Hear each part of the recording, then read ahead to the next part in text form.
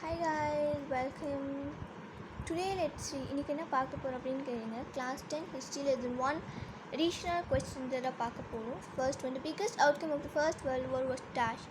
First World War வர முக்கியமான காரணம் எதுன்னு கேட்டிங்கன்னா ரஷ்யன் ரிவால்யூஷன் அப்படின்னு சொல்கிற ஒரு குரூப் தான்.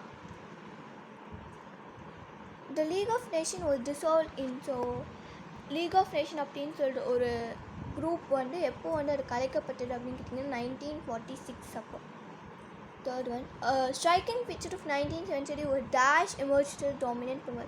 ஸோ 19th centuryயில் எல்லா ஒரு கண்ட்ரியும் எமர்ஜ் பண்ணி அது எதுவும் வந்து டாமினண்ட்டாக 19th century ஃபுல்லாக ரூல் பண்ணிட்டு இருந்துச்சு. என்ன கண்ட்ரின்னு கேட்டிங்கன்னா வந்து யூரோப் அப்படின்னு சொல்லிட்டு ஒரு country.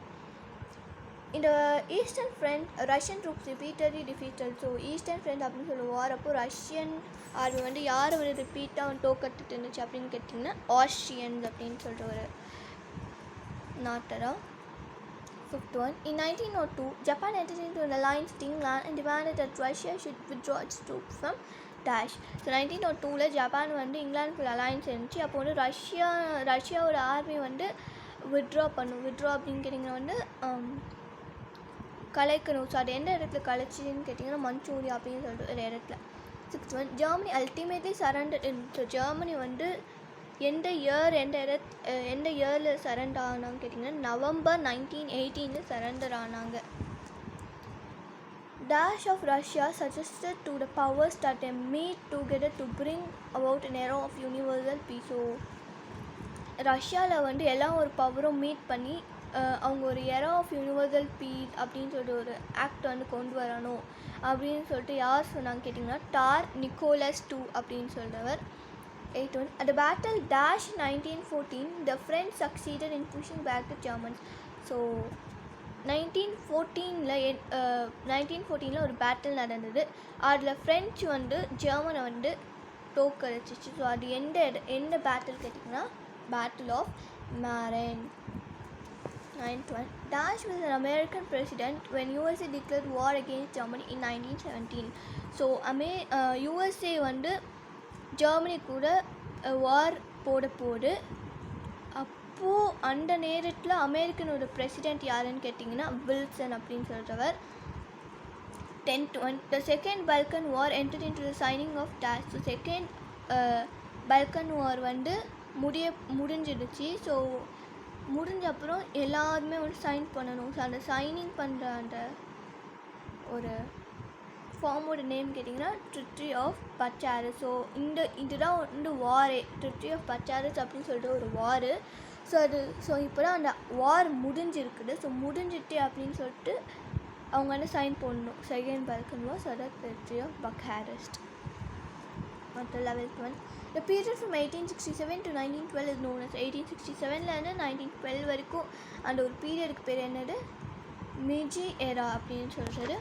12th one, Japan entered into an alliance with Dash in 1902. Japan வந்து யார் கூட வந்து 1902 அலையன்ஸ் வந்து ஜாயின் ஆச்சு அப்படின்னு கேட்டிங்க இங்கிலாந்து அப்படின்னு சொல்கிற ஒரு நாட்டு கூட.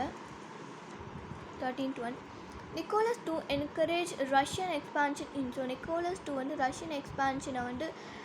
ரஷ்யனை வந்து எக்ஸ்பேண்ட் பண்ணிச்சு.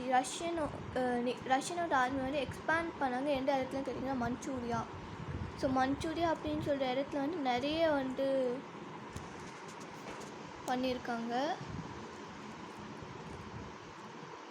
1902 ஜப்பான் வந்து இங்கிலாந்து கூட வந்து அலையன்ஸ் சேரும்போது ரஷ்யா வந்து அதோட ஆர்மி வந்து மஞ்சூரியா அப்படின்னு சொல்கிற இடத்துல வந்து விட்டு இருக்குது.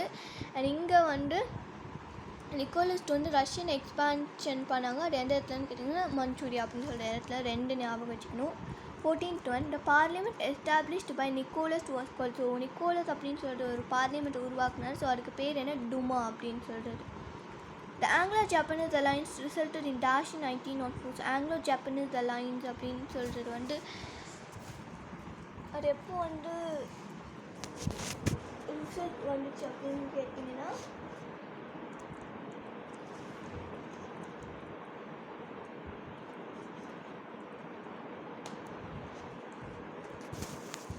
என்டல்டி கார்டைல் ஆங்கிலோ-ஜப்பானீஸ் அலையன்ஸ் அப்படின்னு சொன்னிங்கன்னா எல்லா ஒரு நாட்டும் சேர்ந்து பண்ணுறது தான் வந்து ஆங்கிலோ ஜப்பானு இது லைன்ஸ் அப்படின்னு சொல்லிட்டு சொல்கிறது.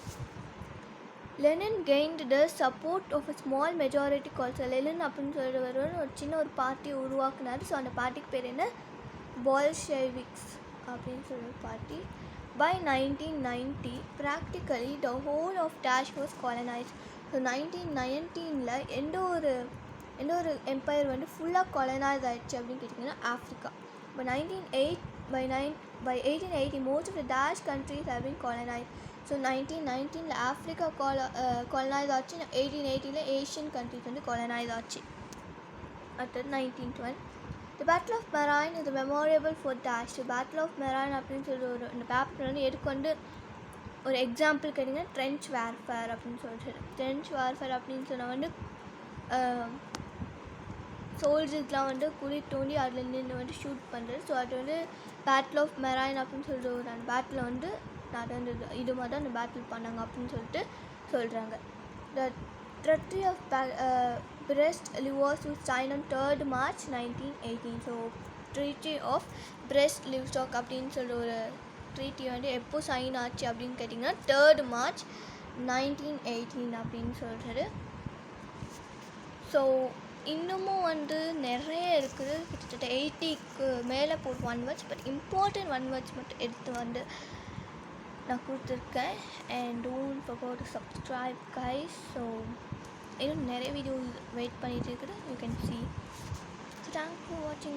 So I think you all subscribe and இந்த வீடியோ உங்களுக்கு பிடிச்சிருந்தா லைக் பண்ணி, ஷேர் பண்ணி, கமெண்ட் பண்ணி அண்ட் சப்ஸ்கிரைப் பண்ணி நம்ம சேனல் இன்னும் பெருசு பண்ணுங்க. Thank you. Take care.